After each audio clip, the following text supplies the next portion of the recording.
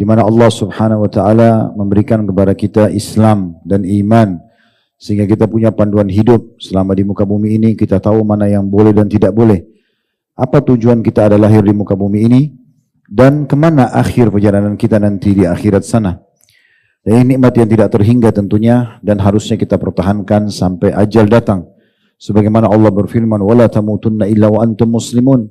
Dan jangan kalian meninggal dunia kecuali dalam keadaan Islam.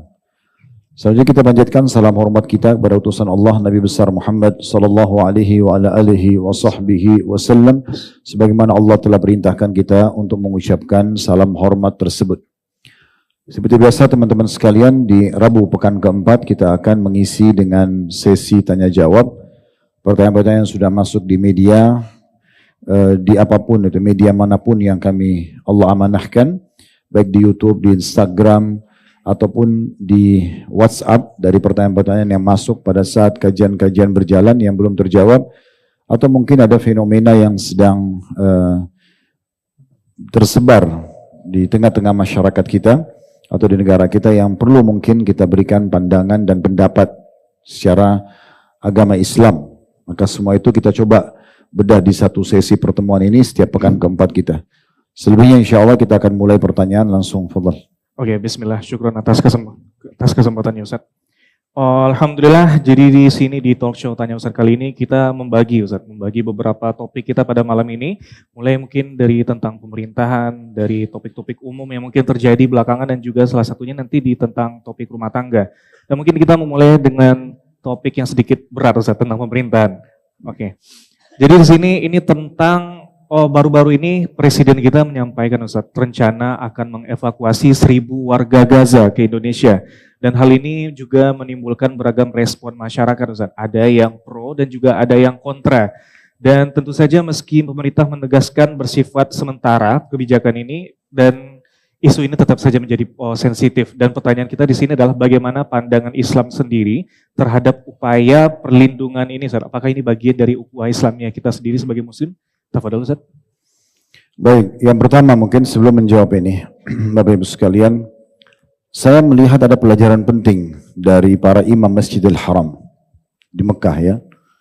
Kemarin selama Ramadan di sana dan hampir setiap Ramadan, kalau Allah mudahkan beberapa tahun ini kami bolak-balik di sana membawa jemaah.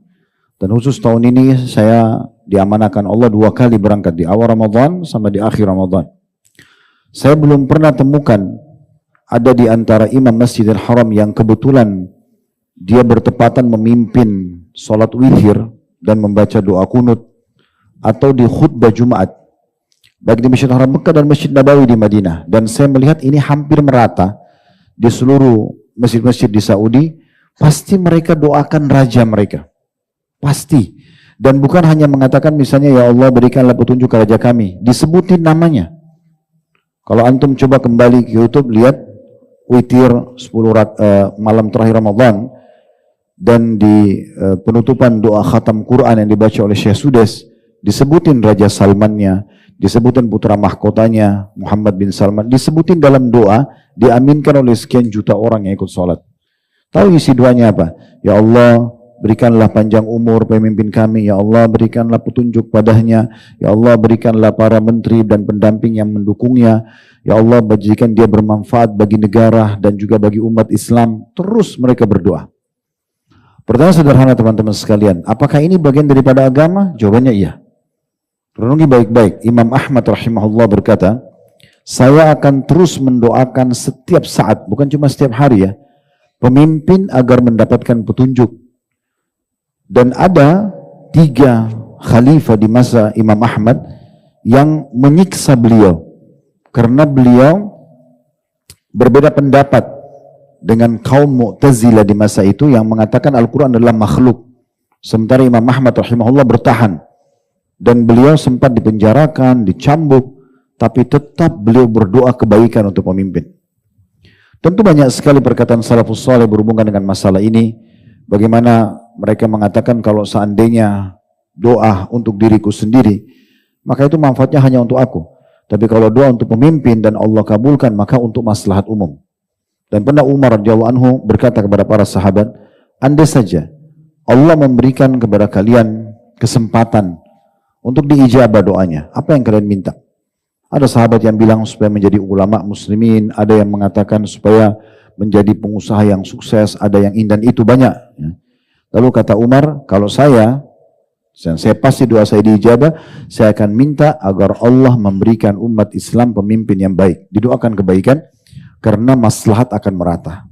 Dan sekian banyak tentunya statement masalah ini. Maka saya mengajak teman-teman sekalian, kita coba sekarang membiasakan diri kita, mendoakan presiden, mendoakan wakilnya, menteri-menteri, dan semua menjabat. Sampai jajaran yang paling di bawah, misalnya Pak RT, misalnya. Ya. Kita doakan agar mereka mendapatkan taufik, karena mereka sudah diamanahkan oleh Allah untuk memimpin kita.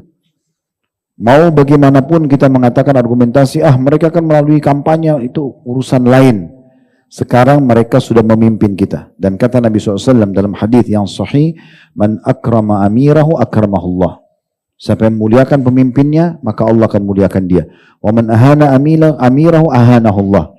Siapa yang menghina pemimpinnya, maka Allah akan menghinakan dia.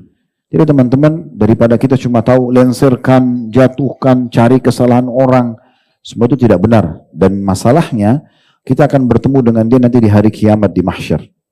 Ingat nasihat Urwah bin Zubair rahimahullah, seorang ulama tabi'in yang sangat masyhur, bahkan banyak tabi'in yang belajar dari beliau. Anaknya Zubair bin Awam.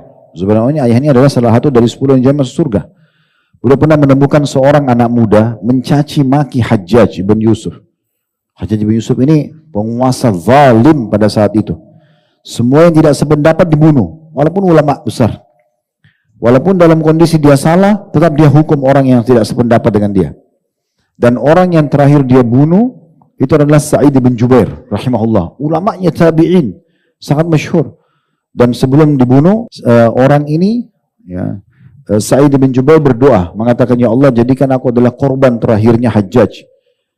Dan hukumlah Hajjaj, sebagaimana dia membunuhku, dengan 1000 hukuman yang lebih berat. Maka, dibunuhlah Sa'id bin Jubair, dan mulai malam itu Hajjaj sakit. Dan selama sebulan dia sakit, maksudnya dia meninggal. Kemudian dia meninggal, dia mengatakan, sungguh Sa'id bin Jubair telah membunuhku dengan 1000 kali lebih berat gitu ya. Tetapi satu waktu Hajjaj masih berkuasa, ada satu anak muda pinggir jalan caci maki Hajjaj. Yang dicari kesalahan-kesalahannya. Lalu Urwah bin Zubair rahimahullah datang mengatakan, sah ya bena akhi. Maksudnya diamlah wahai anak saudaraku. Anak saudara ini biasanya orang Arab kalau mau menghormati orang, dia mengatakan wahai anak saudaraku. Artinya ayahmu dan kamu adalah saudaraku dalam Islam gitu ya.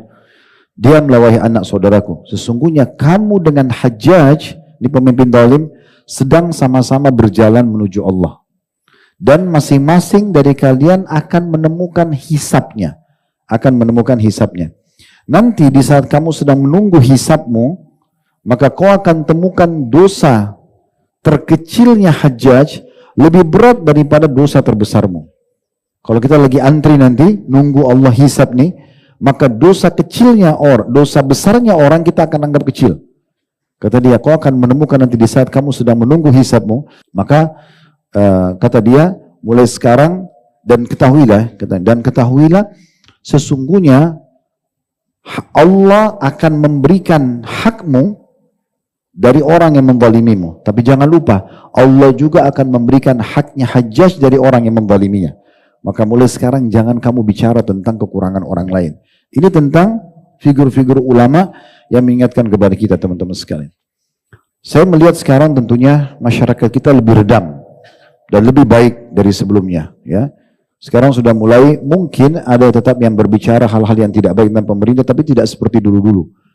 Ini sangat baik, kita membaik, persentasenya lebih bagus ya. Dan kita harap ini jauh lebih baik ke depannya. Daripada kita cuma cari kesalahan orang, memprotes keputusan yang mungkin kalaupun kita memimpin belum tentu kita bisa ambil itu, lebih baik kita doakan kebaikan. Dan biarkan ya Allah subhanahu wa ta'ala yang memperbaiki keadaan dengan doa kita, atau kita serahkan kepada orang yang bisa didengar suaranya. Ini dulu secara global, karena kebetulan pertanyaan tentang masalah pemerintahan. Kita selalu doakan pemimpin supaya kita partisipasi bersama mereka di pahala. Dan saran saya, ini yang saya lakukan, bukan hanya doakan pemimpin yang sedang berkuasa, tapi semua pemimpin yang sudah menghadiahkan kepada kita kemerdekaan. Para pejuang yang sudah meninggal, ya para pendiri-pendiri, mungkin di Indonesia ada organisasi, ada NU, ada Muhammadiyah, ada Al-Irsyad, pemimpin-pemimpin yang mendiri kaum muslimin, mereka punya andil dalam mempertahankan Islam, dalam memperjuangkan kemerdekaan, sampai kita bisa nikmati sekarang. Doakan supaya Allah maafkan